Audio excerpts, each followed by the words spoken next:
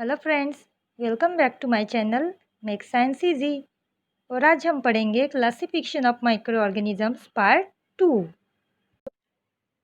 तो आज हम स्टडी करने वाले हैं कैरेक्टरिस्टिक्स ऑफ फंजाई। तो पिछले वीडियो में हमने बैक्टीरिया एंड प्रोटोजोआ के जो कैरेक्टर्स हैं उनके बारे में स्टडी कर लिया था। तो आज हम पढ़ेंगे फंजाई के कैरेक्टर्स, ठीक है, उनके बारे में हम स्टडी करेंगे।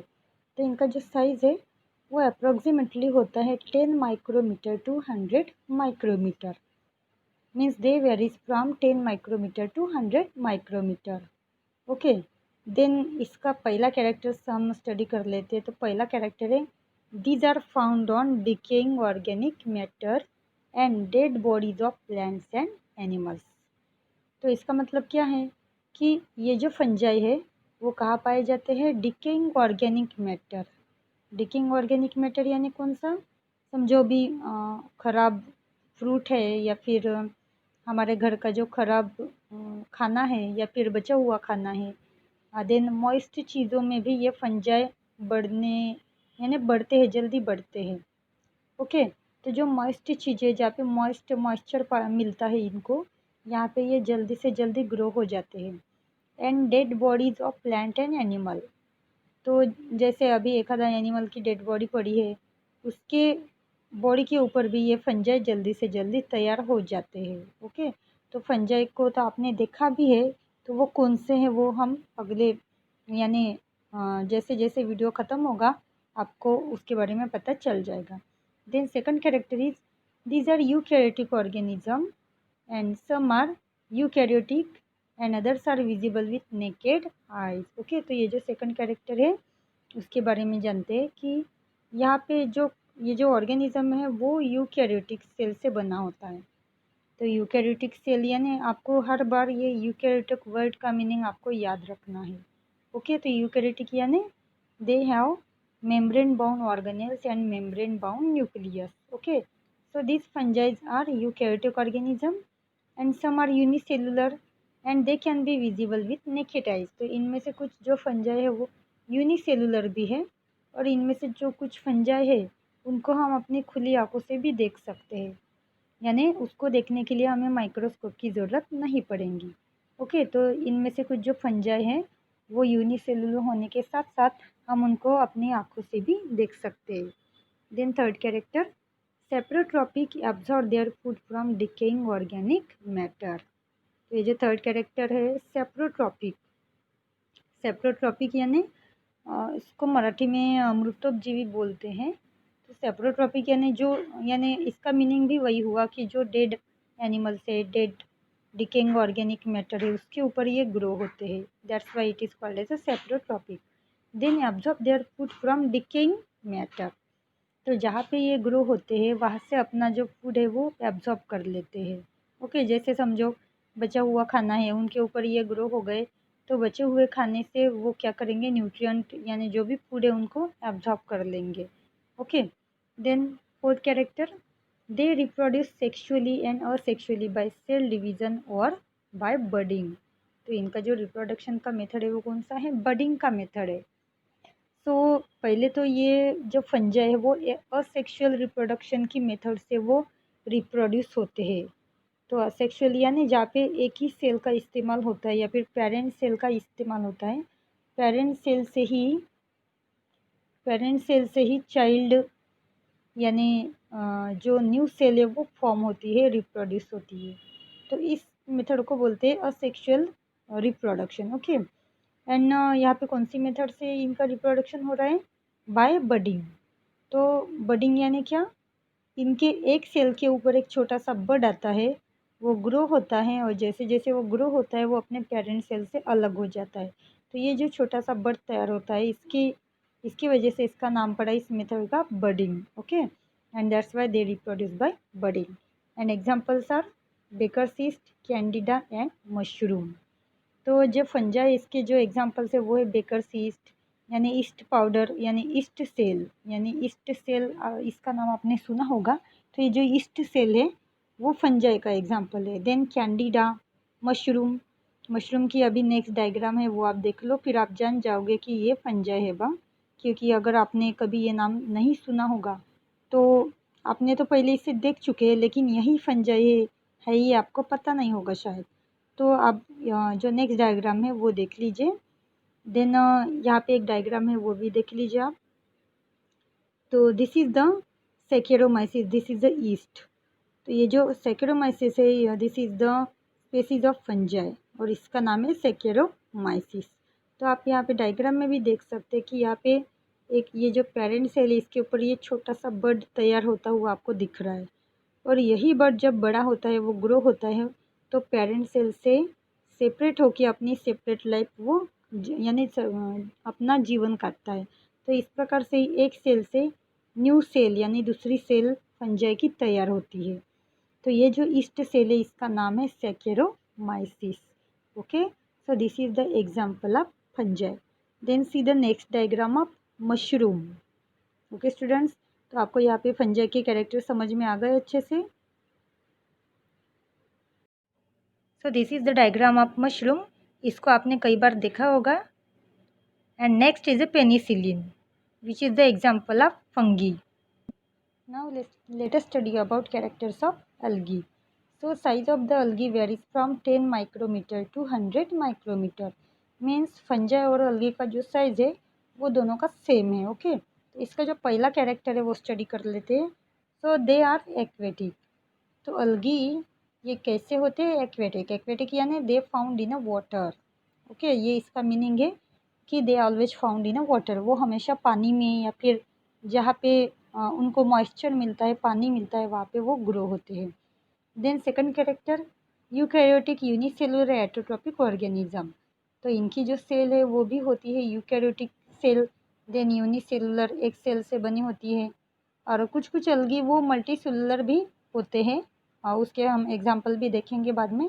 Then autotrophic organism. Autotrophic means ऐसे ऑर्गेनिज्म जो अपना खुद का जो फूड है वो अपने बॉडी में, अपने सेल में तैयार कर लेते हैं, उसको बोलते हैं हम एटोट्रॉपिक ऑर्गेनिज्म।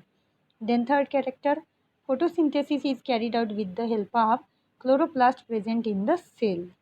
तो क्लोरोप्लास्ट होने की वजह से ही इनके बॉडी में क्या होता है, कौन सी प्रोसेस परफॉर्म की जाती है? Photosynthesis. Because the sales contain chloroplast. तो इनके जो सेल में क्लोरोप्लास्ट होने की वजह से ये फोटोसिंथेसिस की जो प्रोसेस है, जहाँ पे फूड का फॉर्मेशन होता है इस प्रोसेस में। ओके, जहाँ पे सेल क्या करती है, लाइट और वाटर की मदद से, CO2 की मदद से क्या करती है, ग्लूकोज का फॉर्मेशन करती है। So this process is called as a photosynthesis. Okay, then इसके जो एग्जांपल्स है वो है क्लोरेला, क्लामाइडोमोनास एंड स्पायरोगैरा। तो यहाँ पे स्पायरोगैरा का नाम नहीं है, लेकिन Spirogyra it is also algae. Okay, तो ये तो हो गए अलगी के एग्जांपल्स। देन ये जो अलगी है इनमें से कुछ जो स्पेसीज है वो मल्टी सेलुलर है। देखो यहाँ पे दिया है कि very few species of the algae are unicellular. यानी अलगी में कुछ कुछ ऐसे स्पेसीज है जो यूनिसेलुलर होते हैं, और जो बाकी के जो स्पेसीज है वो मल्टी सेलुलर होते हैं। और मल्टी सेलुलर होने की वजह से हम उनको नेकेड आइज से यानी अपनी आँखों से, खुली आँखों से उनको देख सकते हो। ओके, तो जैसे हम तालाब के पानी में आपने स्पायरोगैरा ये जो अलगी है उसको देखा होगा कंफर्म। तो आपको याद नहीं होगा तो नेक्स्ट उसका पिक्चर है वो भी आप देख लो, तो आपको समझ में आ जाएगा कि this is the algae. Okay, because it is the multicellular. Then यहाँ पे एग्जाम्पल है, एक डायग्राम है वो भी हम देख लेते हैं। For example Chlorella. So this is the example of algae. Okay, देखो इसका कलर जो है वो हमें ग्रीन दिखाई दे रहा है, means it contains chloroplast. And chloroplast होने की वजह से ही वो एटोट्रॉपिक कहे जाते हैं, यानी वो जो ऑर्गेनिज्म है वो खुद का खाना खुद तैयार करते हैं, और साथ साथ फोटोसिंथेसिस की जो प्रोसेस है वो भी परफॉर्म करते हैं। ओके स्टूडेंट्स, तो ये आपको समझ में आए। So this is the algae which is present in the water. तो फाइनली अब हमें स्टडी करने हैं वायरसेस के कैरेक्टर। तो इससे पहले हम जान लेते हैं इसका साइज़ कितना होता है। So the size of viruses varies from 10 nanometer to 100 nanometer. Okay, तो यहाँ पे देखो यूनिट थोड़ा चेंज हो गया है, नैनोमीटर। तो नैनोमीटर ये जो यूनिट है वो माइक्रोमीटर से भी छोटा है।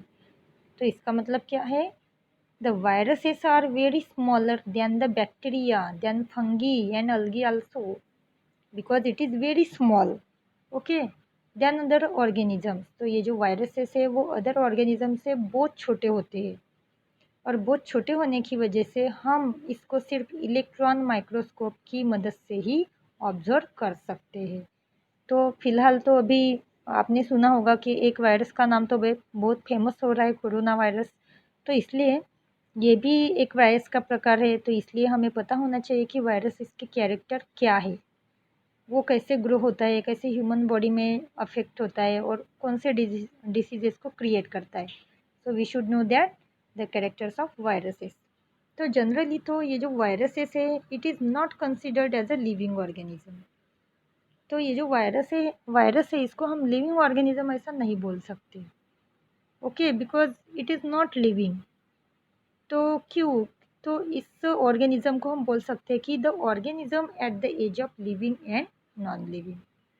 तो ऐसा ऑर्गेनिज्म जिसके जो कैरेक्टर है वो लिविंग और नॉन लिविंग के बीच के है, एंड दैट्स वाई हम इस ऑर्गेनिज्म को यानी लिविंग ऑर्गेनिज्म ऐसा नहीं बोल सकते, ओके, क्योंकि ये खुद से यानी मूवमेंट नहीं कर सकता है। उसके उसके बॉडी में जो बाकी के जो प्रोसेस है, जो बैक्टीरिया अलगी फलगी में जो हम कैरेक्टर्स देखते हैं वो कैरेक्टर्स इसके बॉडी में नहीं पाए जाते। That's why it is a non living, okay. And बहुत छोटा होने की वजह से they are studied under only microscope and only in a electron microscope. तो ये जो वायरस है इसका जो साइज़ है वो बहुत छोटा होने की वजह से हम इसको सिर्फ इलेक्ट्रॉन माइक्रोस्कोप में ही ऑब्जर्व कर सकते हैं। तो ये तो हो गया हमारा पहला कैरेक्टर, ओके, बिकॉज इसका जो साइज़ है वो बहुत छोटा होने की वजह से हम इसको सिर्फ इलेक्ट्रॉन माइक्रोस्कोप की मदद से ही देख सकते हैं, not the compound microscope. Then second character, they found in the form of independent particle, and virus is a long molecule of DNA or RNA and covered by protein molecule। तो ये जो virus है इसका structure कैसे होता है, it is found as a independent particle, यानी एक समझो एक पार्टिकल है, इंडिपेंडेंट है, ओके, तो ये खुद से मूव नहीं होता है। देन इट कंटेन्स DNA और RNA, it contains long molecule of DNA और RNA and covered by protein molecule. तो इसका जो ऊपर का जो लेयर है वो प्रोटीन मॉलिक्यूल से बना होता है और अंदर में होता है DNA या फिर RNA, ओके।